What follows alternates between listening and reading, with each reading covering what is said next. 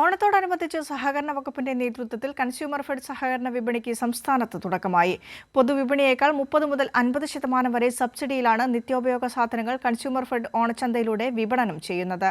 ഓണച്ചന്തകളുടെ സംസ്ഥാനതല ഉദ്ഘാടനം മുഖ്യമന്ത്രി പിണറായി വിജയൻ നിർവഹിച്ചു.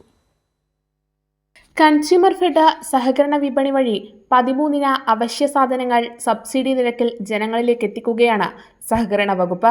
കൺസ്യൂമർ ഫെഡിന്റെ നിയന്ത്രണത്തിലുള്ള 166 ത്രിവേണി സ്റ്റോറുകൾ, 24 മൊബൈൽ ത്രിവേണി സ്റ്റോറുകൾ, നീതി സ്റ്റോറുകൾ എന്നിവ വഴി ഗുണഭോക്താക്കൾക്ക് കുറഞ്ഞ വിലയിൽ ഗുണമേന്മയുള്ള സാധനങ്ങൾ ലഭിക്കും.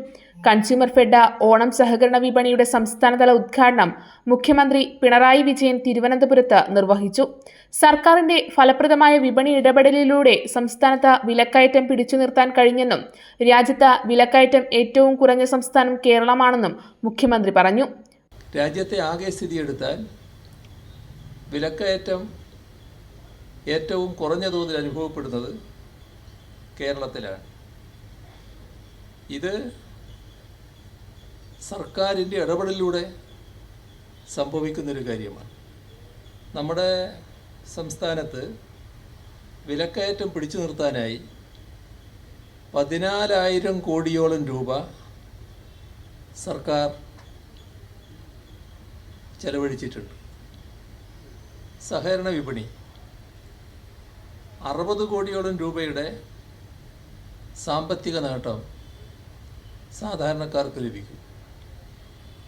ഏകദേശം 100 കോടി രൂപയുടെ പരോക്ഷമായ വിലക്കുറവുണ്ടാകും. ഇത് 15 ലക്ഷം കുടുംബങ്ങൾക്ക് ഗുണകരമാകും. കൺസ്യൂമർ ഫെഡ് ഓണച്ചന്തയുടെ ഭാഗമായി കുടുംബശ്രീ ഉൽപ്പന്നങ്ങളും ജൈവ പച്ചക്കറികളുമുണ്ട്. ത്രിവേണി സൂപ്പർ മാർക്കറ്റ്, ജില്ലാ മൊത്തവ്യാപാര സഹകരണ സ്റ്റോർ, പ്രാഥമിക കാർഷിക വായ്പാ സഹകരണ സംഘം, SC/ST സംഘം, ഫിഷർമാൻ സംഘം എന്നിവ മുഖേനയാണ് സഹകരണ ഓണച്ചന്തകളുടെ പ്രവർത്തനം. കൈരളി ന്യൂസ്, തിരുവനന്തപുരം.